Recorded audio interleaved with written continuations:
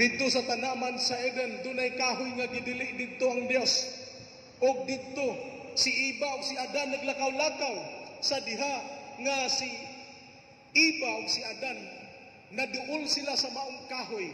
Ang bitin nga nagpuyo niadtong kahoya higala mingtintal kang Eva. Gitintal si Eva. Kaunday. Ni unsay gibuhat ni Eva higala mingkuha sad siya. Mingkaon pud siya.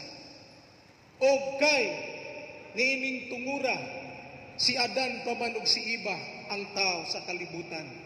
Sa diha nga nakita ni Adan nga si Eva mingsupak sa kabubuton sa Ginoo. Ang gihimo ni Adan higala mingsupak sad siya sa kabubuton sa Ginoo. Iyang giunungan si Eva. Giunungan ni Adan.